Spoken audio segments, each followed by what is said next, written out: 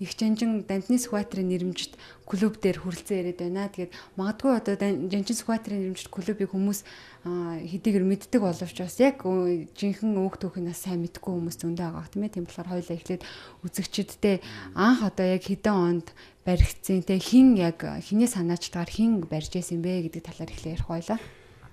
За ТВ-ийн манайдар ингээд аль ширээ сурвалжлах гэж байгаа бид нэр баяртай байна. Энэ үүх түүхээс нь би бол бас баг зэрэг мэднэ л дээ.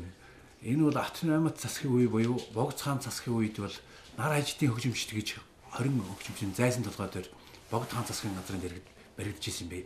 Тоглож исэн юм байл. Тэр 20 хөгжимчдийн ихэнх хэсэг нь манай Маймаа хотынхан хөгжимчд. Тэгвэл өөрөөсөө хөгжим байхгүй. Тэр Богд хаан засгийн хөгжмөөр нь тоглож хаад тэгээ тоглолтод ороод тоглолт дуусныхаа дараа ингээд тушаачаад ингээд явдаг. Тэр үед зайсан дамдин гэдэг хүн алхачаар нь ажиллаж исэн. Ингээд ардын засаг ялаад тэр Богдын засгийн газрын дэргэд байсан хөгжмийн одоо Маймаа хотын хэсэг иргэдэд өгч ирсэн. Тэр үед бол манай Маймаа хотынхан хэдий Богдын засгийн газрын тэр дэргэд тоглож исэн боловч өөрсдөө хятадуудтай ингээд модон хөлд ингээд ший янгуудтай хамтарч тоглодог байсан юм байна. Тэгээд ер нь энийг болохгүй ардын засгийн анхааралтай аваад тэднэрт бол хөгжмийн ингээд олгоод өгч гисэн. Тэгтэл тэднэрт бол байр орон сууц байсангүй. Тэд нар гэрээ ихэвчлэн гэрээрээ дандаа дасгал сургуулаа хийжсэн.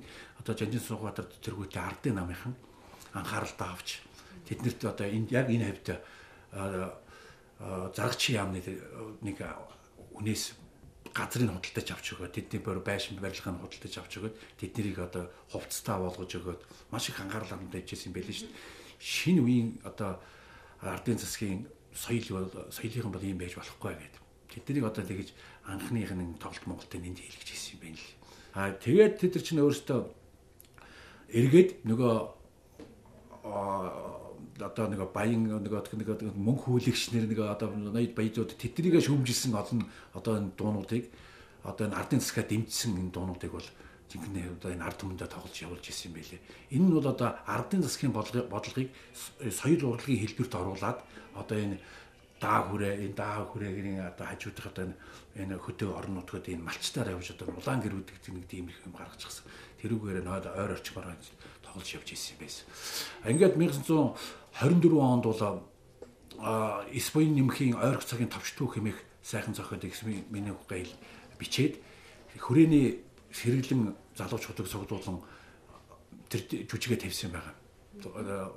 Мэргэн гомжиг гэдэг хүнээр одоо хянуулаад тэр зүгээр эхэлж манай соёлын одоо анхны одоо тоглолт тэндээс гарсан гэж одоо түүхэндээ бичигдсэн байдаг.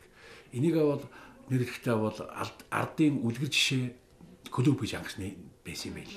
Тэгээд 1937 онд бол энэ барилга баригдаад 37 онд бол Сүхбаатарын нэрмжит болсон байгаа. Тэгээ 1927 онд энэ нэг давхар барилга баригдсан юм байлээ. Анхны үлгэр жишээ клуб гэдэг нь баригдаад. Тэгээд тэр нь бас норж унсан юм гэсээ өөрсдийн хүчээрээ барьсан гэж байгаа шүү. Энд чинь өөр тусламжаар одоо ард түмэн чинь одоо зоос мөнгө өгөх нөгөөд мал өгөх нөгөөд тэгээд хандив тусламжаар бариад тэр нэг олигтой барьж өгөөгүй тэгээд норж унаад 1958 онд энэ чинь 4 жил баригдаад 62 онд одоо энэ бидний одоо энэ байж байгаа энэ байшин маань 62 онд ашиглан 4 жил баригдаж их сайхан одоо баригдсан барилга юм байл л дээ. За энэс чинь шүү дээ яг алтан үеийнхэн төрн гарсан гэж ярьдаг юм шүү дээ. Одоо ардын жүжигчин Ичин хорлоо, ардын жүжигчин Дамдын сүрэн, одоо Улаанмалгаад Лувсан жамц, Арслан тайд, Цэрэн дэндүү, тийм ээ, гавьяа жүжигчин, тэгээ гавьяа жүжигчин жижиг том хамт сүрэн, гоёр нь манай Монголын тэгээд соном өвгөн байна нэг амаа хуурын тий. Тэр тэгэл мөн ч олон сайхан том яруу найрагч хүртэл энэ зохиосон байна. Нацад орж байгаа чинь энэгээр чинь бас чөлөг мүлгээд бичиж яваад нөгөө Испани мохоо бас зохиол мохоод бичдэг тэр тэгэж тэр тоглож ирсэн байна лээ. Тэгээд яг манайхан овоо дэвж дээшлээд ирэхээр одоо энэ засагт хаан гал ингээ дээр үе одоо 18 хүмүүсүүд юунууд хошуунууд байлаа шүү дээ. Тэрэн дээр чинь манайхан жинхэнэ авэж багшилжуулдаг. 2 сараар 45 хоногийн тэр манайхаас усууд авэж улаан гэрийнхнийг авэж сурчлуулж багшлуулдаг байсан юм байл. Анхны урлаг уран сайхан бол энэс л өгсөн гэж ярьдаг. За тэгвэл хоёулаа үзэгчтэй одоо клубээ танилцуулъя тийм ээ. За ингээд бид хоёр дараагийнхаа танхимд орж ирсэн байна. Цэцгмагч тэгэхээр манай үзэгчдэд яг энэ ямар учиртай танхим юм бэ гэдэг ихлэ тайлбарлая тийм ээ. Хоёулаа яг анх энэ өрөөнд өрөө байсан юм уу? Ямар хүмүүс суудаг байсан те? За энэ өрөө анхнаасаа л энэ барилгыг одоо 62 онд баригдсанаас хойш Сүхбаатарын тусалгаа гэдэг нэртэйгээр байгуулсан танхим байна. Яг хизээний хийсэн авсан зураг. Энэ зургийг 64 онд одоо янзалж энэ танхимд одоо бэлэг дурсгал болгож ирсэн. Пилонкын зураг гэж алдартай зураг байна. Цаанаас нь одоо гэрэл неон гэрэл тусахаар маш сайн гэрэлдэг. Одоо хүрээ жаадны хүртэл дээр үехээр ийм дээр нь пилонкын зургаар бүтээгдсэн сайхан зураг байгаа. За дараагийн самбар болохоор манай энэ Сүхбаатар ленттэй уулзсан гэж бид нар одоо намтар дүүх ярьдаг энэ зургийг одоо үүсээр бүтээсэн байгаа. Үүсээр бүтээсэн ийм зургийг 1993 онд Сүхбаатарыг сурталчлагч Баатарах маань манай Жанжин клубын Сүхбаатарын танхим дурсгал болгож чадгалуулсан гэд хэвээрээ байж байна. За дараагийн самбар болохоор Сүхбаатарын хувьсгалын үйл хэрэгт оролцож байсан үеийн одоо тэр үеийн тухайн үед одоо оролцож явсан тэр үеэс одоо фото зургаас одоо иш татаж хийсэн. Яг өөрийнхөө фото тий дандаа өөрийнх нь одоо амьд одоо зургуудаар бүтээгдсэн самбар байгаа. За дараагийнх нь болохоор Дээд Сүхбаатарын нэрмжит газрууд гэсэн тэр самбарууд байгаа. За Дээд Сүхбаатарын нэрмжит газрууд одоо маш олон газрууд байдаг. Одоо Сүхбаатарын нэрмжит таслага, Сүхбаатарын талбай, Сүхбаатарын гэрийн бөөр, Сүхбаатарын нэрмжит хэвлэх хөлбөр, Сүхбаатарын нэрмжит усан онгоц гэх тийм ээ маш олон гэдэг нэртэй холбоотой. Сүхбаатар гэсэн нэртэй холбоотой олон зүйлүүдийг бид нар сурвалжлан олж бид нар энэ самбарыг бас бүтээсэн юм аа. Хамгийн сүүлийн самбар болохоор Сүхбаатар гэрхэн дурцгаа гэсэн самбар байгаа. Тэгээд жүжигүүдэд тоглосон Сүхбаатарын дөрүүдийг бүтээсэн манай үе үеийн олон сайхан жүжигчид байна. Сүхбаатарын дүрийг одоо зурсан олон сайхан Амгалангой, Шинг цохоогоо гэдэг олон сайхан зураачд байна. Мөн Цэрмаагон хатгсан тэр зургууд, уран хатамлууд байна. За эднэрийг ингээ харж байгаа Сүхбаатарын дүрийг хамгийн ойрдод бүтээсэн жүжигчин бол жүжигчин Дашнамжил гэж энэ сайхан жүжигчин өглөө болон Сүхбаатар кинонд Сүхбаатарын дүрийг хамгийн ойрдод бүтээсэн түүний дүртэй ойр болсон гэж үздэг жүжигчний зургийг бид нар самбарынхаа голд гэж ингэж залбиарлуулсан энэ самбар байгаамаа. За ерөнхийдөө Сүхбаатарын талхаа маань нэг иймэрхүү. За бид нар энэ зургийг 2009 оны 10 сарын 18-нд байгууллагын 85 жилийн тэмдэглэн өнгөрүүлэхтэй холбогдуулж одоо зориуд захиалгыг зурулсан том уран бүтээл байгаамаа.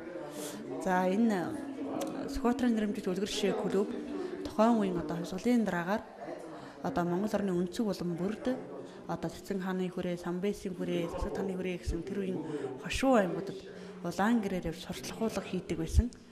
Тэр сурталчилгуулгыг хийдэг багш нар нь үлгэр жишээ клубын багш нар байдаг байсан байна. Тийм учраас энэ одоо улаан гэрүүдийн үүсэл соёлын үрийг түгээж эхэлсэн одоо хамгийн анхны их үүсвэр гол цөм нь манай Сүхбаатарын нэрмжит үлгэр жишээ клубыг гэж үздэг. За манай Сүхбаатарын нэрмжит үлгэр жишээ клубыг хамгийн анхны одоо найрал дуу буюу одоо өөрийн театрын хамгийн анхны голомт үүссэн байх шигтэй. Мөн ардын дуу, жийн чуулга, зэргийн ансамбл бидний нэрлэгээр энэ том байгууллагуудын одоо үүсэл хөгжил нь одоо Сүхбаатарын нэрмжит үлгэр жишээ энэ клубээс үүсэж эхэлсэн байсан бөгөөд хувьсгалын одоо соёлын үрийг түгээхээр тэд нар явахдаа морь тэргээр, өвхөр тэргээр явж очиж ингэж үйлчилдэг байсан байна л да. Мөн Сүхбаатар Жанжин өөрөө хувьсгал ялтны дараагаар жоромт нөхдөд хандаж хувьсгалын үеийн дуу бүтээ гэсэн юм уриалга гаргахны дагуу янзан хэмээх тасцуугай үгийн бичиж шивээ хийх дуу гарсан байна. За Сүхбаатар Жанжин өөрөө зарим нэг бадгийг нэмж хасан тэр дууг одоо хамгийн анхны хувьсгалын дуу болгон тунхаглан зарлаж одоо нийт олноороо дуулж ард олонд түгэж хүртээсэн байна. Тэгэхээр ерөнхийд нь одоо сонирхолтой олон зургуудыг манай үзэгчдэд тайлбарлаж танилцуулж өглөө. Тэгээд энд бас их маш гоё дүнгиж өвдөр орж ирэнгуут ингээ хүмүүсээ яг нүдэн дээр ил байгаа юм гоё том зураг байна л да. Тэгээд энийг бас тайлбарлаад өгвөл Сүхбаатар Жанжны бас яг эд залуу үеийн зураг нь тийм. Энэ бидний одоо сая өнгөрсөн жилийн 85 жилийнхаа тэмдэглэл өнгөрүүлсэн. Энд бидний хойно байгаа энэ зургийг бол Жанжин Сүхбаатарын залуу 22 оны зураг. Энийг бол Сүхбаатар одоо Жанжин Сүхбаатарын манай ач согч аргал маягч биднэрт 85 жилээр байна. Бэлгэлийг гэсэн ам гараад саяхнаас биднэрт авчирч өгч жаазлал авчирч өгсөн байхгүй. Тэгээд бид нэр ингээд хоймороо ингээд залаад өөрсдийнхөө энэ зургийн хажуугаар алтан үеийнхнийхээ зургуудыг ингээд тавьсан байгаа. Нэг өндөгтөлтөөр байрлуулсан байгаа нэ. За Бархасхаа баярлалаа танд. Тэгээд залуучууд маань ч гэсэн өсвөр үеийнхэн маань ч гэсэн одоо ирж өөртөөхөө түүхтэй танилцах байх гэж бодож байна. Тэгээд таны цаашдын ажилд амжилт хүсье. За баярлалаа. Ингээд та бүхний бас ажилд бас өндөр амжилтыг хүсье. Хамт талаасаа.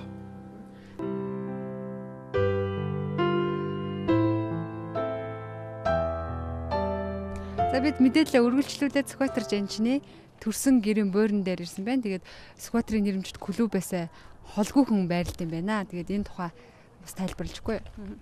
За Сүхбаатарын төрсөн гэрийн буурийг одоо 70-аад оны сүүлээр 80-аад оны ихээр сэргэн шинжилж ингэж барьж нөхөө зөвлөрийг хасгасан. Жил өрөө 2 сарын 2-нд одоо тэргийн өндөрлөг өдөрч амьд цэцгийн маглаар өргөж хүндэтгэл үзүүлдэг юм. Бас нэг юм бидний одоо хүндэтгээд дээдэлдэг газрын нэг. За олон одоо сургуулийн хүүхдүүд багш нартайгаа ярьж бас хичээлийн чөлөө цагаараа энэ хөө бууртай танилцдаг. За одоо саяхнаас энэ буурыг тойрсон хашааг сэргээж одоо сэргэн засварлаж энэ үр таал нь бүгдийг шимжиж одоо доторх тогтчол засвар хийж байгааг та бүхэн бас харах болно. Тэр үзэгч та бүхний яг одоо энэ харж байгаа яг энэ буурынхий суурьл Сүхбаатар жанжин маань төрж бас өссөн ийм сонирхолтой ийм түүхийг агуулсан газар байт юм байна. Тэгээд бас дахин хэлэхэд бас одоо залуучуудыгаа өөрийнхөө одоо түүх соёлыг бас хэрвээ медиа гэх юм бол бас одоо ирж сонирхож бас үзэж болох нь байна. За ингээд өнөөдрийн маань мэдээллийг бидэнтэй надтай хамт явуулсан цэцгмаагчтай баярлалаа. Таны ажил үйлсээс амжилт хүсье. За баярлалаа. Та бүхэн бас манай хөлийн төвөөр үргэлж ирж үйлчлүүлж байгаарай гэж та бүхнээс хүсье.